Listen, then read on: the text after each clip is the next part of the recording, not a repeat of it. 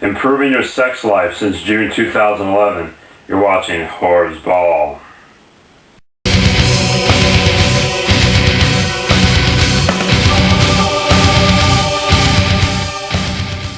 Hey everybody, what's up? Nice to see you.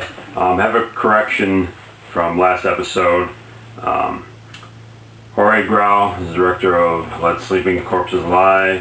Jorge Michael Grau is the director of We Are What We Are.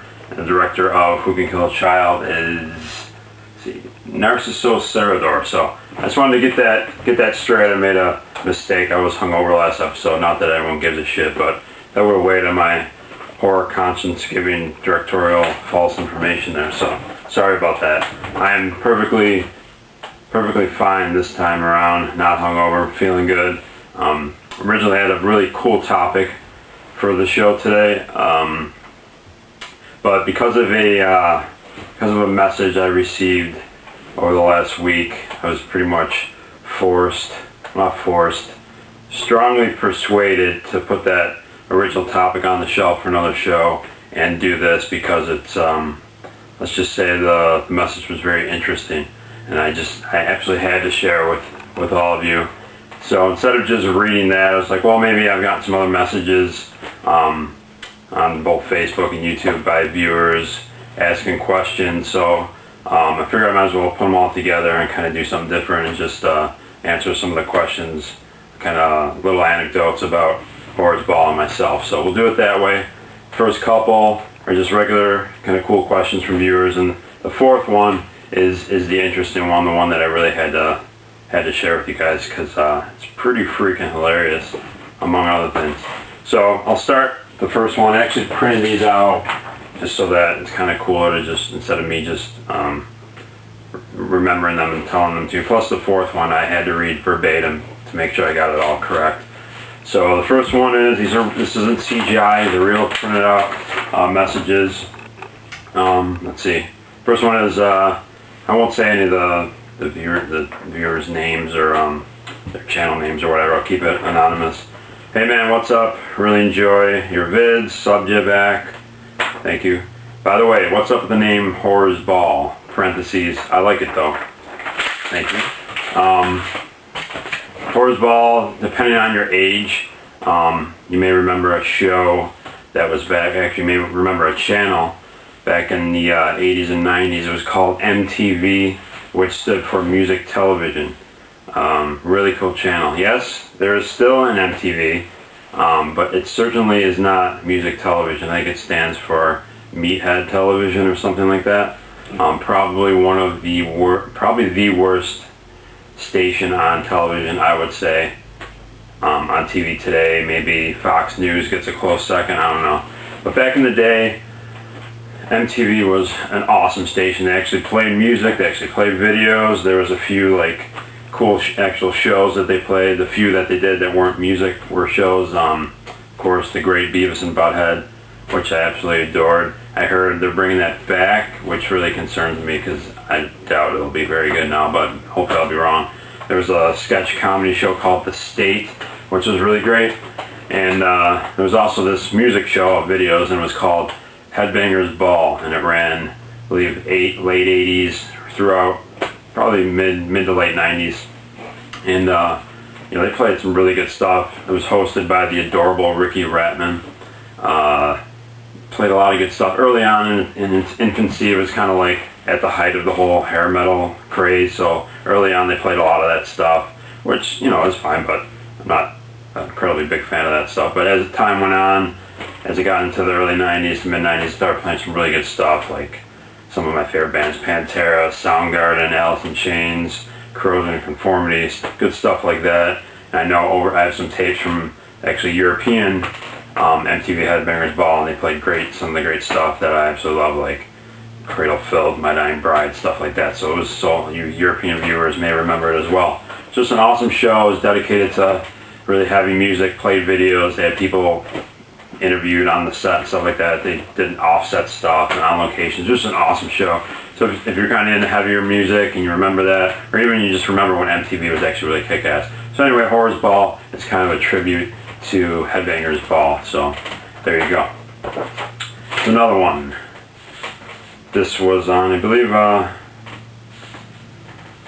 I think this person wrote me on Facebook, and they checked out my channel through there. Hello Headbanger, very cool channel. Really like your sense of humor, thank you. And it looks like you have an amazing collection. Keep it up. Love the music as well. Is that your band? A few people asked me that. The music you hear at the beginning of the show and at the end of the show, and really any music that I'll play on here, it's from the band Where She Wept, which is my band, one of my bands. And if you're interested, it's pretty heavy, dark, doomy, depressing, atmospheric music. If you're into stuff like that, you can check it out. We actually have a YouTube channel where you can hear some of the songs on it. And just very atmospheric, heavy, dark music. Very influenced by a lot of European bands out there and some Norwegian bands. So if you're interested in that, that'd be cool. You can check it out. That's Where She Wept. That is my band, and I'm the vocalist for the band. So there you go. Thanks for that question. Before we get to the doozy of the letters, here's another one. Greetings Headbanger, thanks for subscribing. I checked out most of your vids and found them to be very entertaining. Have a question though. Feel kind of stupid because I know I recognize him, but can't think of who he is. Who is the guy at the end of your videos that says Horror's Ball? That is, as far as I'm concerned, a horror legend, a horror icon. That is the great Jeffrey Combs, most known for Reanimator, been in a lot of Stuart Gordon films, been in a ton of horror films. He's just, as far as I'm concerned, a genre legend, really cool guy, and hey, when he's had a hard day at work, bumping the grindstone, he comes home and he likes to watch Horror's Ball, so you can't blame him for that. So, okay, here's the main reason I decided to do this different format for the show.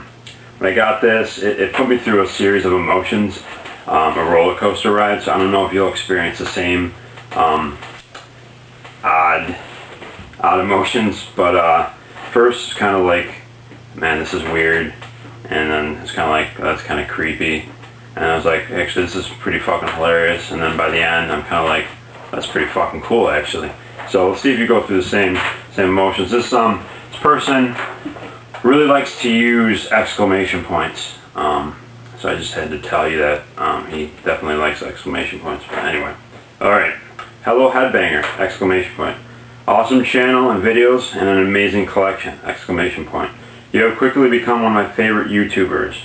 Thank you. My girlfriend and I are huge horror fans. She is more into the Facebook while I'm more into YouTube. But I recently made her watch some of your vids and she just loved them, exclamation point. Very cool, thank you. You can consider us now both regular viewers to your channel. Now here's the main reason I write you. It's where it gets good or bad, depending on how you look at it. My girl and I have been together for 7 years now. Now I love her to death, but let's just say, here it comes, our sex life isn't what it once was, exclamation point. More than we need to know, right? Well, I'm happy to say that in the last couple of weeks, it has improved dramatically, exclamation point. Yeah, this is when, you know, I'm kind of experiencing some creepiness, weirdness right now, but now the humor starts coming. Now maybe it's a coincidence, but things got better after she began watching the Horror's Ball, exclamation point. That is the theory I'm going with, and I'm fine with that explanation as long as I'm getting some, exclamation point. Thanks again. Actually, I should probably frame this. I might reprint this and frame this. So, what are your thoughts on that? Yeah, it was weird at first, and then it was kind of creepy, and then I was like, is this guy for real? And then kind of realized he's for real, and I actually think it's pretty fucking cool. When I started this show, the intent was to join all of you awesome reviewers and collectors, try to get people mainly to, you know, see a horror movie that maybe they haven't seen that I recommended, which would be really cool, show some of my collection, blah blah blah, all that fun stuff. Never did I intend that it would ever enrich people's lives or help people's lives out there. And last episode I said the Horror's Ball is kind of surprising me. My hangover was suddenly cured while I was doing the show. coincidence, maybe I just sobered up, whatever, but usually it takes me a long fucking time to sober up, especially at my growing age. And now I get this, and it's just like, man, I'm just really surprised that it's like there's powers happening that I'm totally unaware of, and I don't know the power of the show, I guess. So maybe that was a coincidence, and it probably was, but as far as that guy's concerned, he thinks that the show has helped his sex life, so I guess that's pretty fucking cool. So, pretty weird, huh? But, there, you learned something today. So, I don't know if that was worth getting rid of my initial topic for, but I think it was. I had to share that with you. I thought it was pretty fucking hilarious. So, I have a mailbag coming up. This is kind of a big deal. This is really the big deal of the show. As big as that was, Horseball Improving Your Sex Life, this is even bigger. I plan on doing, in just a couple minutes, my first ever legitimately live unpacking, unboxing, whatever you want to call it. All of you do it all the time. I just can't fucking do it in the past. As soon as I get a package, I have to open it. I can't even wait just to start filming. It's just a problem I have, and it's actually, there's an actual term for that, and it's called package abstinence. That's something that I have a big problem with, and I actually recorded my what I've gone through over the last week to get to this point of being able to hold out and remain abstinent with my package. So I actually filmed that, and it's something quick. You can see just the rigorous training that I went through.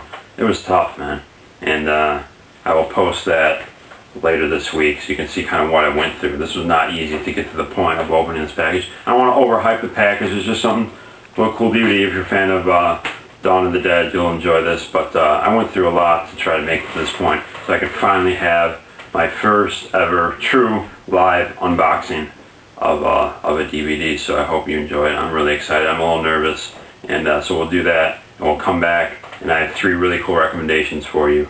There's 3 random recommendations, and that's that. So let's get to this big moment in Horseball where I'm about to become a man.